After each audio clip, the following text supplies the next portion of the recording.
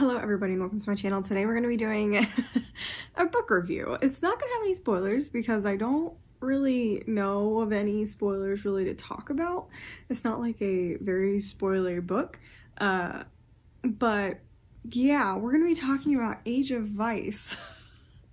I don't even know where to start with this book. I really don't. I'm going to also rest it here because this is a lot heavier than normal. So, if you don't know anything about this book, this was a pick from Book of the Month. It's 548 pages. It is a quite big chunker of a book.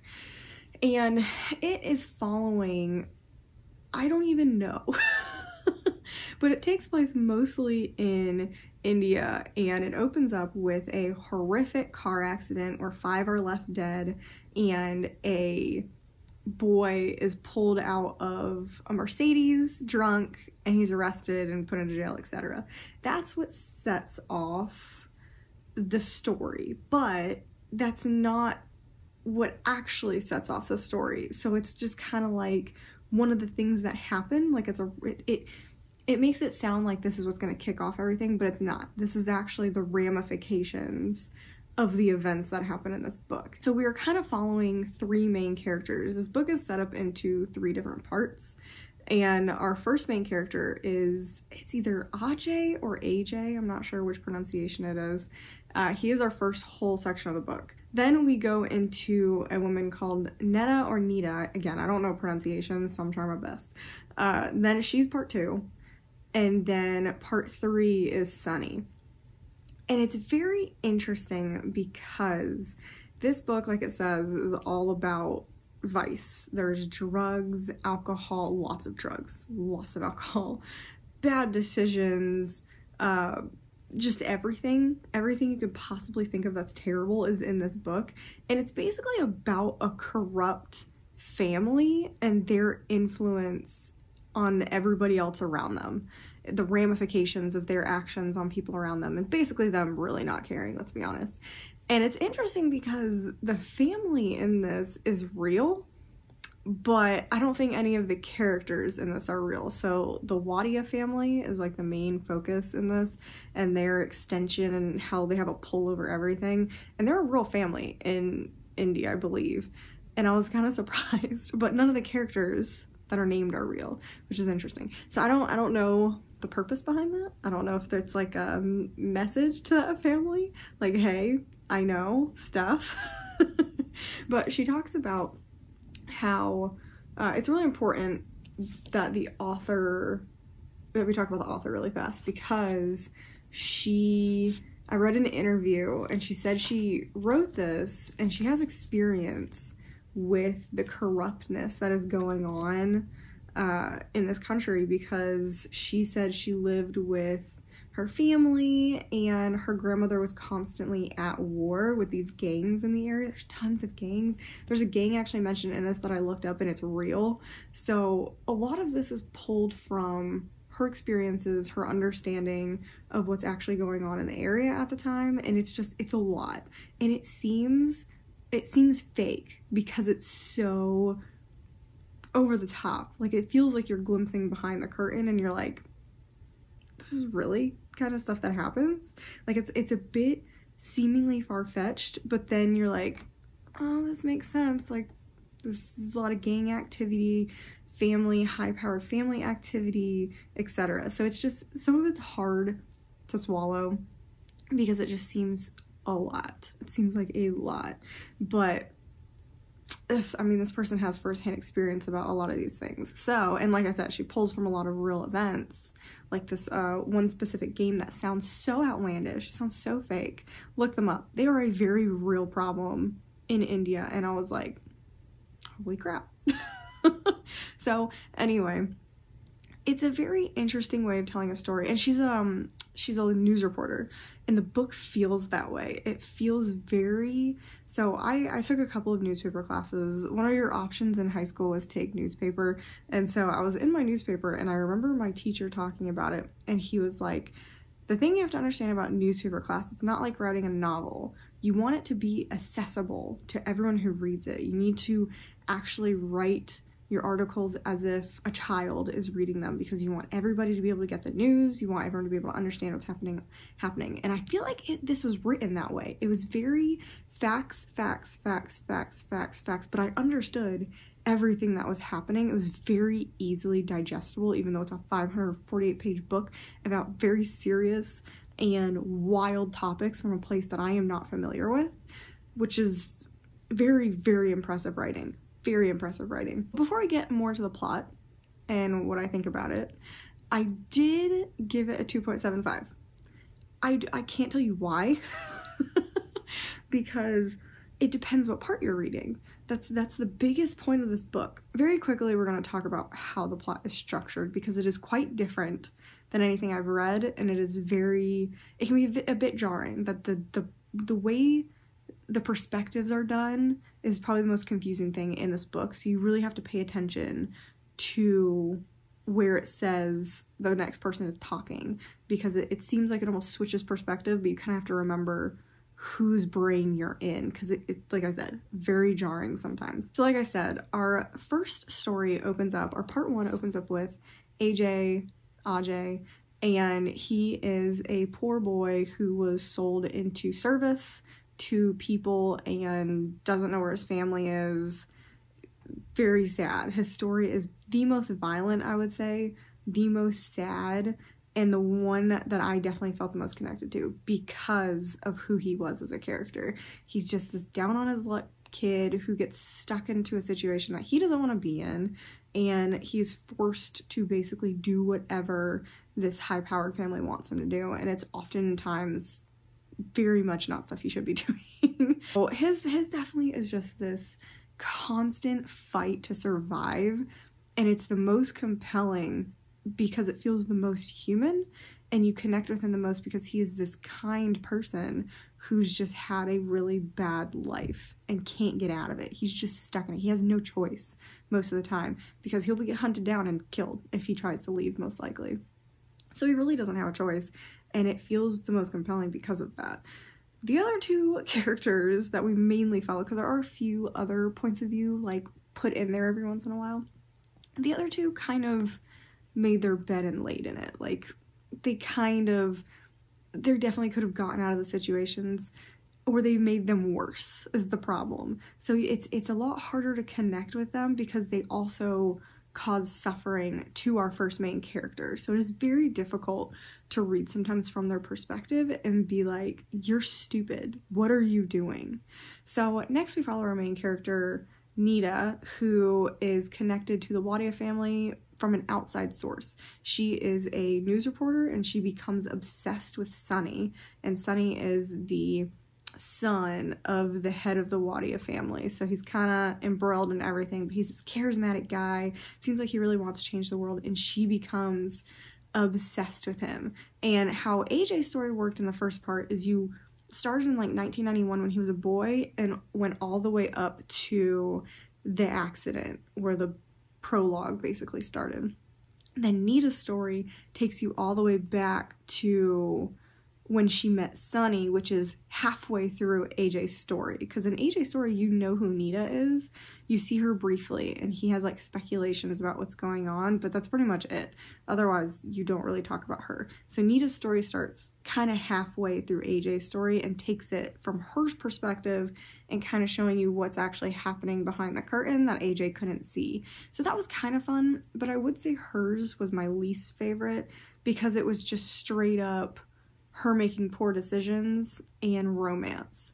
Like, she could have extricated herself from the situation pretty much at any time, but it kept escalating and escalating and escalating, even though she was in so much danger. She knew that, kind of that stuff going on, and she just kept going. So she frustrated me because I felt like she just got wrapped up in the situation, and she couldn't get herself out of it after a while. And I was just kind of sad because she had her moments. Like, she was left alone for a while by this family, and then she would actively try and find Sunny. So that, her part kind of frustrated me, but at the same time it felt very real about how love is. A lot of people would give up everything for love, and that's kind of how her story felt, but it's just so frustrating at the same time. And I think it's because I hated Sonny as a character. I don't know how you could possibly like him as a character, because even when he was at his like most charming and most like his best, he was still a jerk. He was still a horrible person who used other people for his advantage. So that's why I'm like, this is the person you liked. So that's why her side was frustrating, because I couldn't understand her. Couldn't understand what she was doing. And then our next main character, because like I said, there's a few other perspectives floated in there. Next is Sonny. In part 3, Sonny, his actually, thank goodness, I was starting to get worried that we were going to go back in time again, but his starts after the accident. And I was like, okay, good, because none of the others were after the accident. Nita had a little bit, AJ had a little bit, but Sonny's really took you from the point of the accident and everything up until where the book ends. And that is another important point. This is a trilogy. You can read this as a standalone. If you read this and decide this is just not for me, because a lot of people are going to read this and decide it's not for them, I'm still undecided. I probably will pick up the next one and see what happens, as long as it's following the main characters. There's no information about the second book yet, so it seems like, because it doesn't land on a super cliffhanger, it's just there's definitely a direction that the book can go. So I am curious about where the book's going to pick up which characters, because there are some characters that can be dropped. It seems like the next book will pick up a lot with Sonny, possibly AJ, no idea. His character could go away, Nita's character could go away. Sonny and his family are more kind of what the end was about. So it definitely doesn't wrap up their stuff very well. So I'm curious if it's going to be like a different family that they pick up with, or if we're going to continue with the Wadia family. So that is something to keep in, if you don't love things, if you don't love books that don't wrap up, and you don't want to read a trilogy of this, then I probably would not pick this up, because yeah, this is a book you have to get pretty invested in. However, okay, let's talk about the actual reading experience. It was definitely a little confusing with the perspectives only. The actual reading it, like I said, her writing was very, very good. This was so fast-paced. And a lot of it almost reads like stream of consciousness.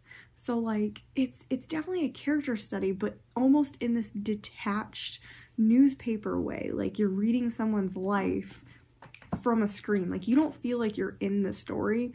You feel like you are literally like just up here away. You are away from the story and you're reading it as it's happening, kind of going off what's going on. Like I said, it feels like you're reading a newspaper article. And then there's some pages that are like this, and they're almost poetry. So that's why like some of it's really, really short. And there's a lot of conversations which are written like this. So it doesn't take up that many pages. Or it takes up a ton of pages, but not that much like a reading time.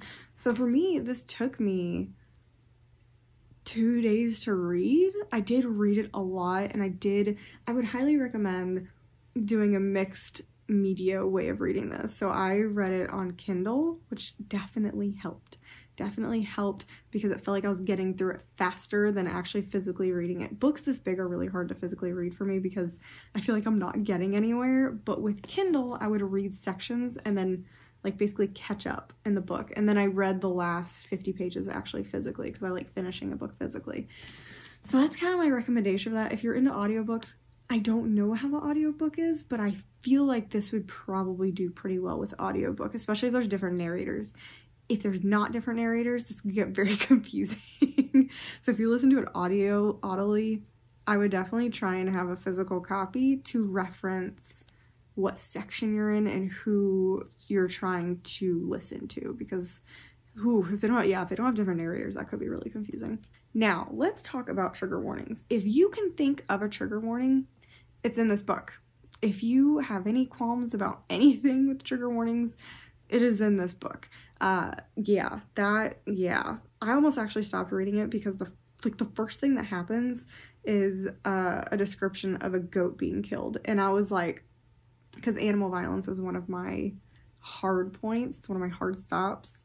So I was almost like, if this is gonna permeate the book, this is gonna be a problem. But it didn't really. There was a scene at the beginning with an already dead dog that was kind of difficult, but not really. It's like 2 seconds. And then the goat was bad. The goat was sad. The goat was bad.